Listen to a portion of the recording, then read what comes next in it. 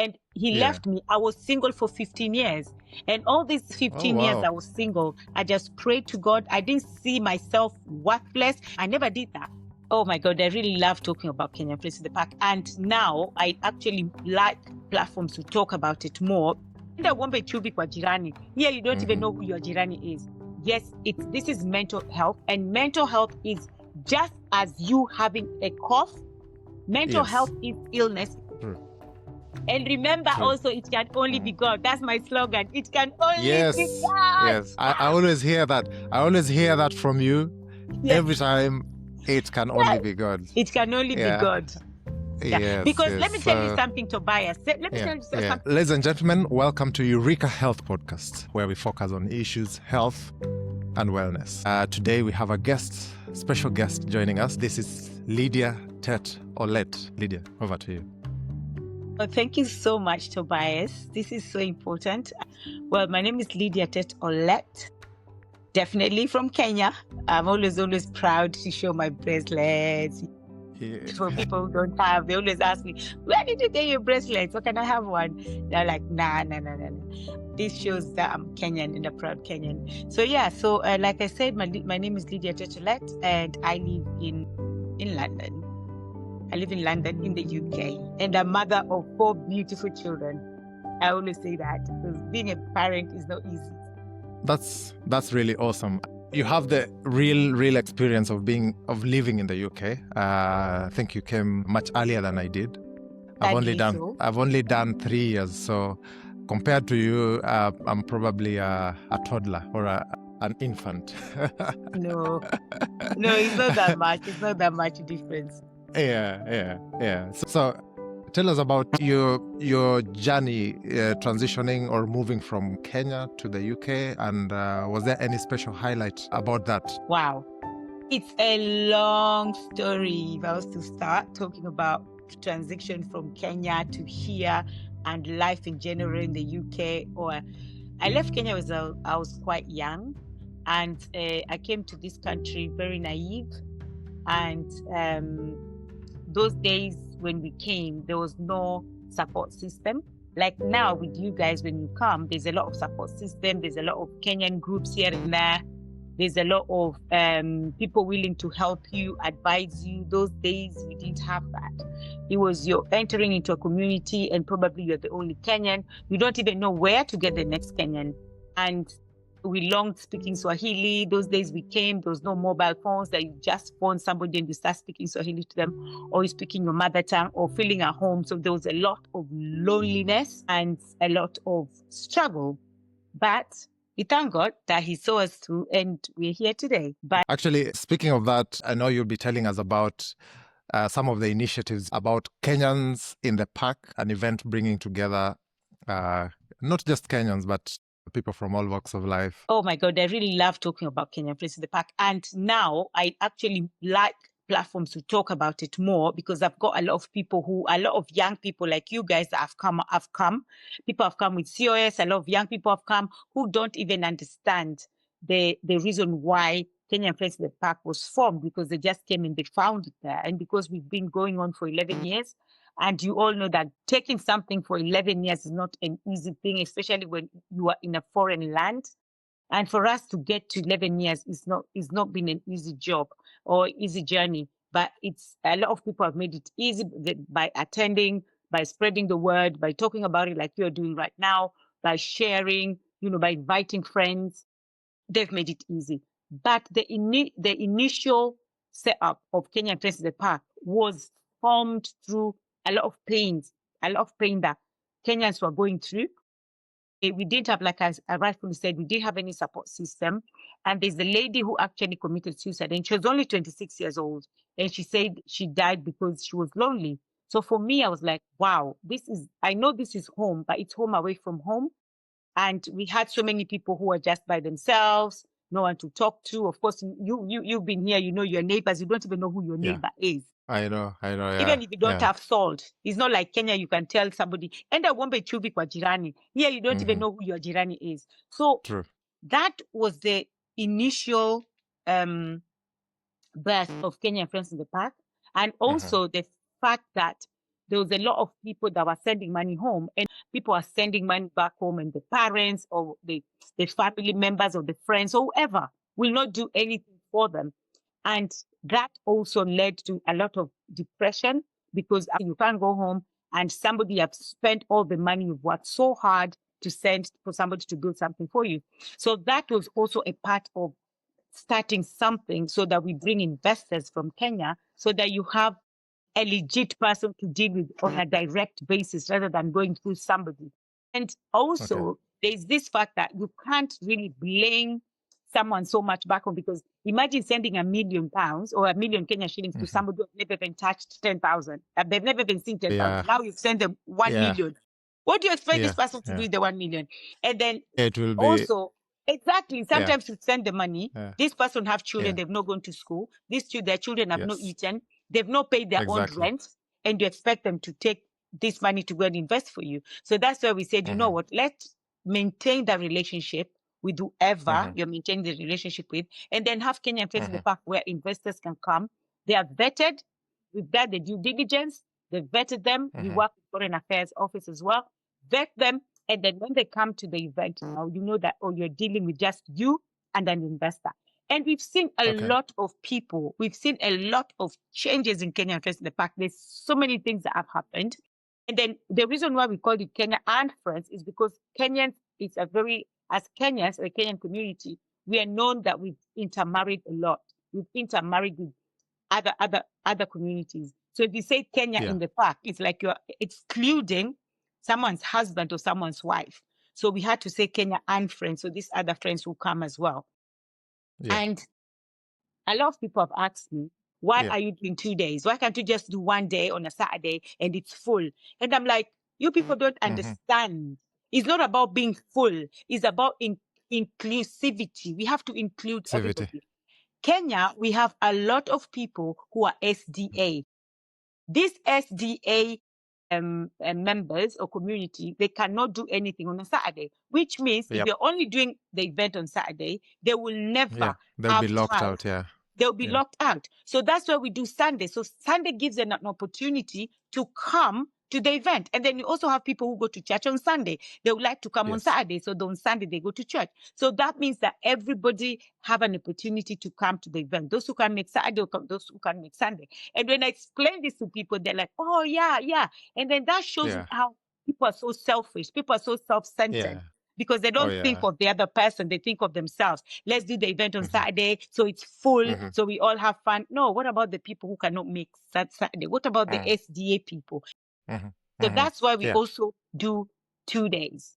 So I really like the fact that you've given me this platform for a young person, because you're a young person. You're those people who will reach a community that I can't reach. So for them to understand why we do Kenyan Friends in the Park for 2 days, and why did we even start Kenyan Friends in the Park in the past? Yeah. That's quite an initiative, because I'm sure, looking back, you say you started 11 years ago? That's when you had the first one? Yes. 2015. And how has it changed? How different is it now? Like changes, improvements, developments, in terms of the impact it's having, or in terms of the quality of the event itself? Yes. Well, even when we started it used to be a free event. So we used to get every Tom, Dick, and Harry come, and then we started getting people who are now fighting the quality, because when something is free, people don't really value it. But when you know that you're paying your money to go somewhere, it's only people who, there's a word I'm looking for, and it's just... There's some sense of commitment that you have when you invest in it. Exactly. So it's quality over quantity. That is what I was looking for. Quality over quantity. So you'll get a quality crowd. If people are paying to come, you get a quality. But if you're not paying to come, you just get anybody who will come, and then they don't value that I spend money to come. So they will do anything. So we started having, there's a time we had almost 20,000 people in attendance, and most of them just came, and there was just chaos. And we decided, you know what? We have to have control. And to have control, you have to start paying. And it wasn't just about the control, it was also about what we are bringing for people. So also the production, to have a better production, we needed to charge people for sustainability, because it wasn't sustained. We couldn't sustain it. if we are not charging people to for entrance, because now that money as well, we use it to sustain the event. And we've seen a lot of changes over the years in terms of, probably let's say in terms of attendance. We've seen lower attendance, even though, yes, there's a lot of people that come, but we used to have a lot when it was free. But you see, we've seen quality people that attend the event. We've seen quality people that attend the event. We've seen a lot of, now we have attracted quality and genuine investors. We do have, every year we have different investors showing interest, even though we don't take all of them, because there's a lot of people who show interest. But the thing is that, well, it's not a marketplace, so we don't want it to be a market either. So we're like, no, we're not having you, we're not having you. We have to, again, to control the stalls that we are having, or the investors that we're having. We've seen marriages there. In fact, I have two of our ladies in Kenya. Their husbands actually left here, went to marry them. They're now in the UK with spouse visa. Wow. We've seen people have given their life to Christ. Yes, it's not a church. Kenya Faith the Park is not church, but we all know that as Kenya as a country, we are founded under Christian faith. So we do have just one church that they were there with us since 2015, because they actually believed, because when we started, people did not believe in us. There's a lot of people who are skeptical, investors who are skeptical. We didn't even have one investor, by the way. And we had people who are like, what is this? What is this? But there's a church that stood with us from day one. And they're with us until today. So we don't want to make it a church place, but we just have one church. And they come and, of course, they speak the word of God. And people have actually given their lives to Christ. Somebody who left home thinking, and then they get there and they meet Christ and they're like, oh, no, I'm not drinking anymore. Not saying that drinking is bad. If you want to drink, that's your own. But here is a personal decision. But we've got salvation there. We've got people who are now landlords. We've got people who are investing in different sectors of investment. We have people who come to be entertained, people who come to network. Networking is the big. They say your network is your network. But I'm telling you, the networking in that place is at a different level. People have met 20 years. People have never seen each other for 20 years, 30 years, whatever years they meet in Kenyan Friends in the Park, and they're like, oh my God, kumbe we pia uko huku. So it's an amazing platform. And I always say that Kenyan Friends in the Park is not a place where you come and dance and eat and go. It's a place where we want to see life transformed. And what do I mean life transformed? In terms of somebody has come, they've left that place, they've opened an account, they never had it. They left that place with consular services advice, because maybe they can't go to London. Now they've met those people there, the embassy there. People have bought plots. They wanted to invest, but they were scared. Where do I invest? Where do I put my money? I don't want to be conned. I don't want to be scammed. They've left there. They've bought plots. They've bought property. They've invested. So it's not just about coming and dancing and eating. If you want to come and dance and eat, you can go to a club. But that is not just a club. It's a place where people live transformed, motivated, inspired, and educated as much as entertained. Wow. I like that. Quality over quantity. Exactly. And I can imagine that was a decision you really did not regret, because it's also, I can imagine it's not a cheap event to run. You have to you have to pay the bills, but also it also filters out, people who are not serious about it. So it's a good thing. It's really great. Yeah. So looking forward to the next one. You're welcome. Yeah. So tell us about the next one and the frequency. Is it every 6 months or is it annual? And also give us a highlight about the plan for the next one. Okay, thank you very much. So this year, it's normally annually. It's normally every year, because to organize an event like this is not easy. It takes almost the whole year to organize another one. And not just that, we know that in the UK, it's all about summertime. It's only summertime that things happen. So you can't have two events, great big events like that, with summertime having two. So it's always an annual event. It's every end of July. It's an every end of July business. It's every end of July activity. So 25th and 26th of July, that is when it is. And it's always been like that since Kenyan Friends in the Park. It's only once we did it in August when we started. We did it on the 29th of August, 2015. I'll never forget that day.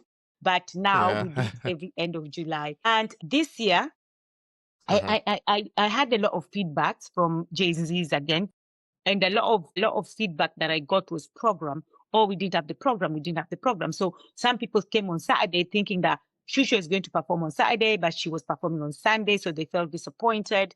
Some people came, and so we've taken in on board what people have spoken about. And the funny thing is, we did have the program, but I don't think we shared it enough. We had the program. I don't think we shared it out enough. But now, because we know what people are looking for is the program.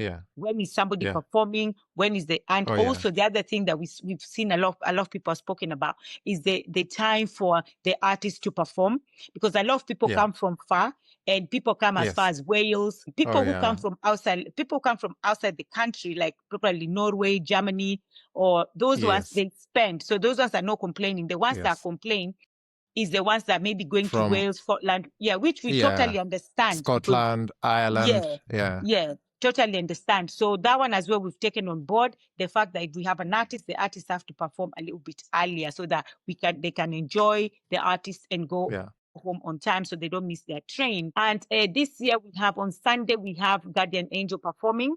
Wow. Yeah. Awesome. I love his songs. I love his songs. Songs are that's so great. So that will be the Sunday. On Sunday. On That's Sunday. on a Sunday. So anything to do with Christian thing is on a Sunday. So we give that for Sunday. Okay. So the same God who made it 2015 is the same God who will always make it a success, even whether there's an artist or not. Yeah, exactly. I'm sure you put in a lot of thought into running the whole thing. Yeah. And one thing I like is when there's continuous improvement based on feedback. So that really helps, because after every event you sit down, evaluate, and make the next one better than the previous one. So it's continuous improvement. That's really great. That's good to hear. Thank you. Yeah, so probably away from that, we also have quite a number of things going on in the UK. I mean, there's a lot, especially in the area of mental health. Yes. Of course, other areas as well, but mental health is taking a toll on so many people. And I think it's one area that requires a lot of input and a lot of investment from people who are knowledgeable in that area. Do you have any comments with regards to that? First of all, I'll even say that I feel really, really sorry for us as a Black community, not just African community, but Black community, because we are always perceived to be strong. We are always perceived, oh, you are a strong woman, you're a strong man, you can do this, you can do this. But that's not the case. So that's why sometimes when we even feel like you're having depression or stress or anxiety, all this, we have some things that are mental disorder, and we have some things that are mental illness. And sometimes mental disorder starts and it turns into mental illness, but then they don't understand that we all suffer the same thing. There's nothing like you're a strong woman, you're a strong this. We all go through the same thing.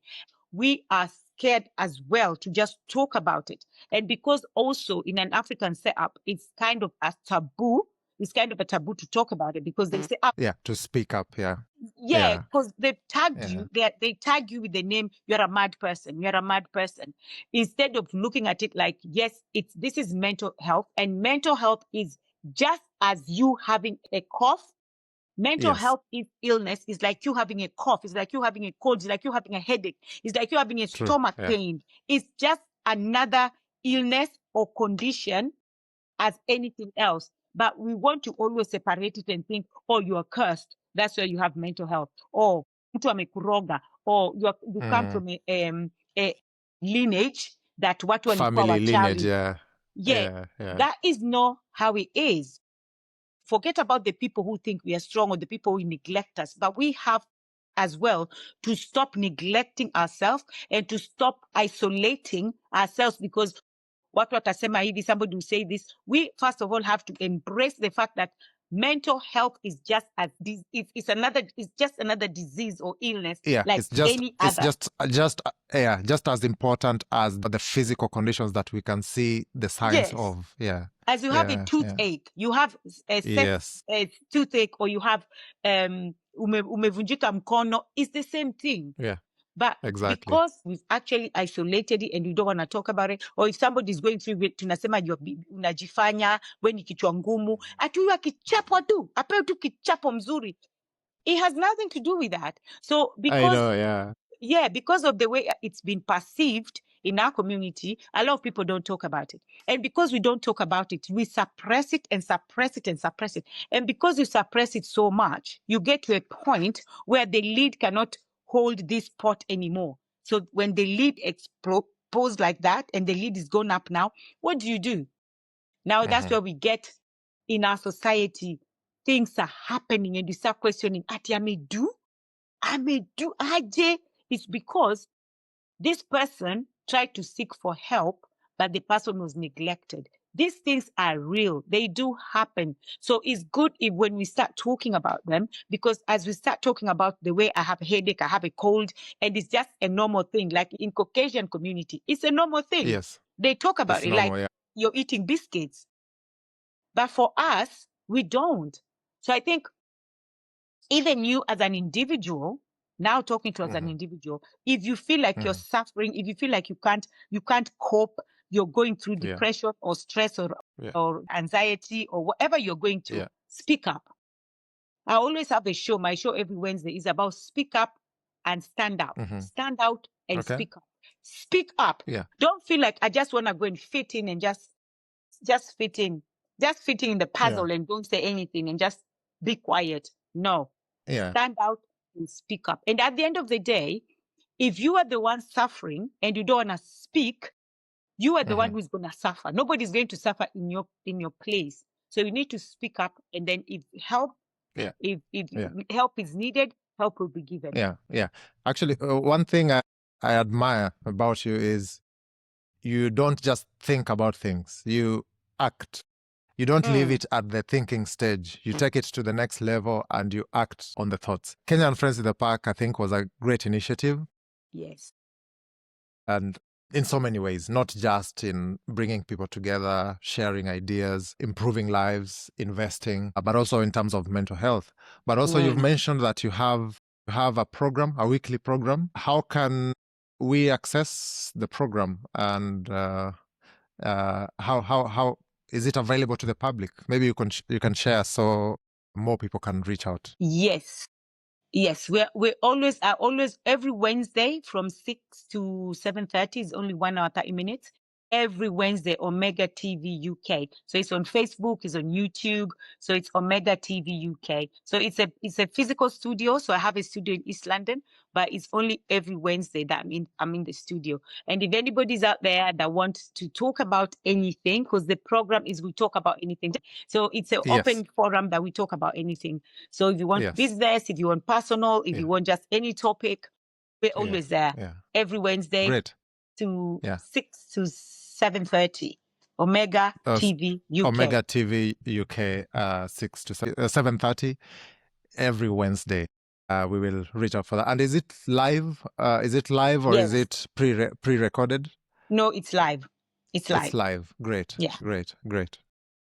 I'll share the link somewhere down in my description as well, so people can easily access it. Thank you. Talk to us about your career and your career path and your career growth whilst you've been in the UK. Okay, thank you so much. Yeah. When I came to the UK, and that's some years back, when I was in Kenya, because I didn't really go to school in Kenya. There was all the time I was being sent home because my dad or my parents had not paid my school fees. So I was just like discouraged. I was just like, I just became rebellious now because I was always home. People are laughing at you. Some children are in school. Why are you home? So I just started dancing. So I was a dancer. I used to do all this utamaduni. We used to dance in African heritage. So it's through that I came to the UK. And when I came to the UK, I saw an opportunity and I was like, wow, this country, there's a lot of opportunity. So if you don't elevate yourself, it's now your problem. It's not your parents' problems anymore because here there's that opportunity. So I still joined an African dance company. It's called Ajido Pan-African Dance Ensemble. I was there for actually 10 years. And through being there, I learned a lot of things. So there was dancing, and then from dancing, I started learning how to do drumming. I started learning how to do arts and craft. I started learning how to do storytelling. So I learned a lot of things. Started acting, writing plays, writing movies. In fact, my movie 2015, it was selected in Nigeria, and I went to Nigeria with my movie. Yeah, so from there, I didn't just stop just for dancing. I learned different things. And then now in performing arts, I was doing all these things, and I was like, this is not enough. I want to do something else. So I went back to college. After college, I went to university because the opportunity presented itself, and I did business. I did international business marketing. International business and marketing. I did that. I did a degree in that. And through that as well. So I just started elevating myself. So right now I call myself an entrepreneur because I do, I host events. I can do workshops in schools. I used to do a lot of workshops in schools, but now I've retired from that, but I can still do it. It's something that I can still do.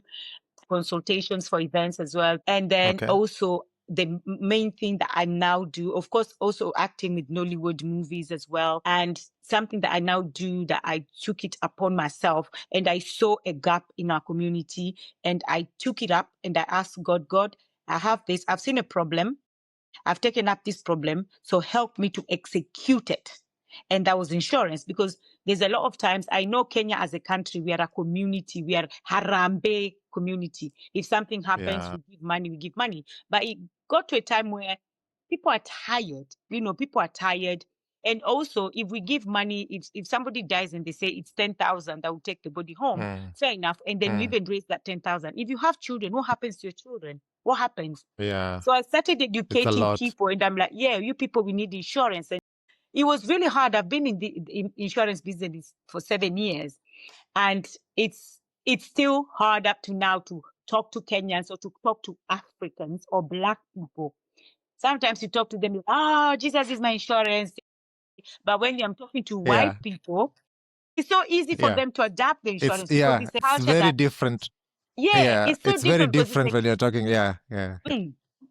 Because it's a culture that they were brought up with, insurance.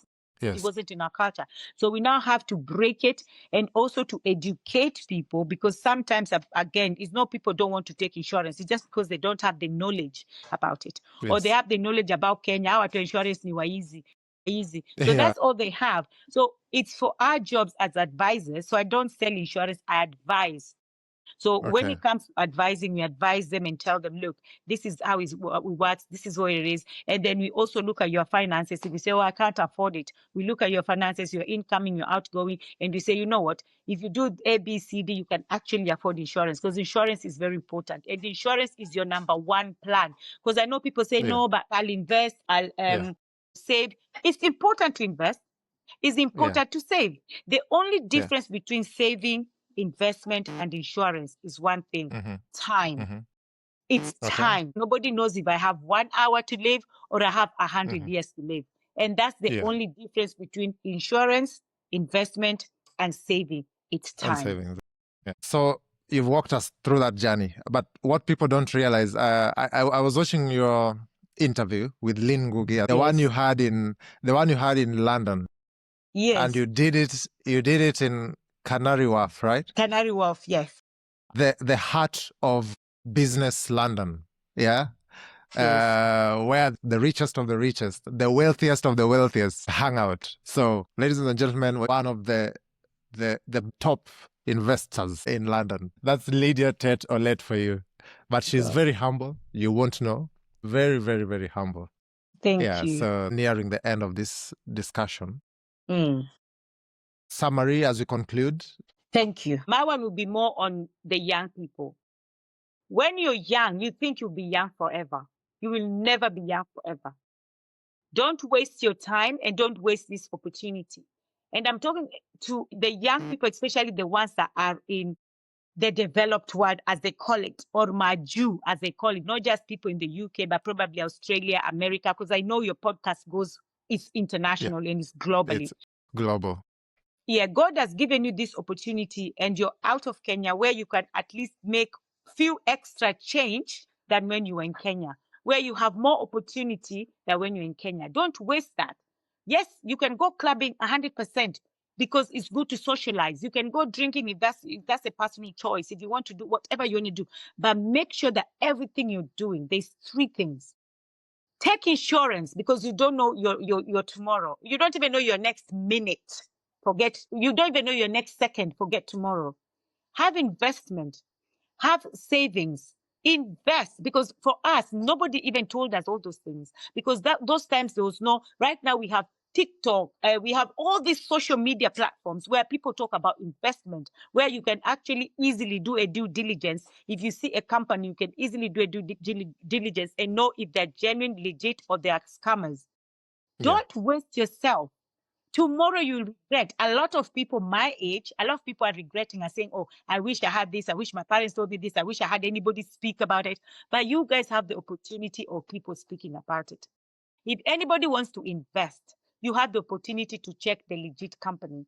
Stop sending money to send money to your parents 100%, but don't send them money to invest for you or friends or relatives or neighbors. Yeah. Okay. So what I can leave with you guys, please, inaitwangaje, put your house in order. And remember also, it can only be God. That's my slogan. It can only be. Yes. I always hear that. I always hear that from you. Yes. Every time, it can only be God. It can only be God. Yes. Because let me tell you something, Tobias. Let me tell you something just a little bit. When I came to this country, there's that time I used to eat from the bin. Literally eat from the bin. Wow. There's a time I used to see people driving and saying, wow, now that God has given me the opportunity that I can drive, God has given me the opportunity that I live in a house, and not a room, not a small room like this where I don't even know where my tomorrow will come. I don't know how. God has blessed me so much, and that's why I always say it can only be God. When I say it can only be God, it's literally, it's not just, I'm not just saying it the way some people just say it. I'm saying it literally because I know where God has taken me from. Wow. The other podcast I was listening to was the one you did with Dr. Ofweneke. I think it was last year before the Kenyan Friends in the Park. Before Kenyan Friends in the Park. I think that was really an eye-opener for me, because the journey from where you came from to the whole process and to where you are now. Yes. It's true. It's true that it can only be God. Yes. Yeah. Family, are you married, children, and how is that part of your life? Okay. Yay! Yay! What we've all been waiting for. But let me tell you something about this journey of marriage and children. It's not an easy thing. And I want to say out there with all humility, if you don't have a husband or a wife, it's not a curse, and don't feel like I must have a husband, because it's not a must. It's not a need. It's a want. It's a want.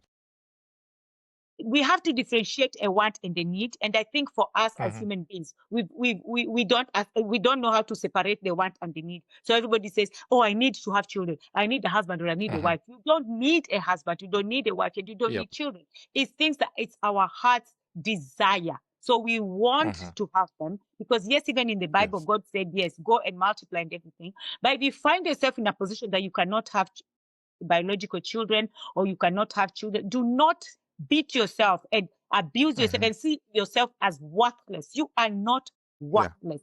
So for me, when I had my ex with my three beautiful angels, I call them, and he left me. I was single for 15 years, and all these 15 years I was single, I just prayed to God. I didn't see myself worthless. I never did that. I was actually, if I see a good relationship, I used to pray for them, and I say, oh God, even if they had problems, I'll pray and say, God, please seal that union. I always prayed for them, and I knew that one day when God is ready, when God is ready for me, not even when I'm ready, when God is ready for me, God will bless me with a man. And it took 15 years for God to be ready for me, and God blessed me with not just a man, a king. I always call him a king. And I am not shy to talk about my husband. I'm not shy to talk about my family, because sometimes people make you feel like don't talk about your family or don't talk about your children. No, I don't do that. I don't allow anybody to project their negativity on me. And I always tell people, don't allow anybody to project their fears or their negativity on you. If God has blessed you with something nice, you have to talk about it, because that's your testimony. Because the Bible says that he was overcome by the blood in the book of Revelation. The Bible says that he was overcome by the blood of the Lamb and the power of our testimony. So where is the power of your testimony if you don't want to talk about the king that God has blessed you, the queen that God has blessed you, the beautiful children that God has blessed you, the work that God has blessed you? So you have to talk about these things as a testimony so that you can overcome the devil with his lies and his manipulation. Yeah, awesome. I feel the energy. Yeah, thank you. And that's a good note to come to a conclusion of this podcast for today. But I'm sure we'll have many more to come. Thank you. Thank you. So watch out. Look out for that. So thank you very much. Thank you, Lydia, for sparing the time to be with us in this podcast. And thanks to our listeners, to our viewers for tuning in. And we'll be seeing you soon. Until then, thank you. Stay blessed. Thank you. It can only be God. It can only be God. That's the slogan. I like it. Amen. Yeah.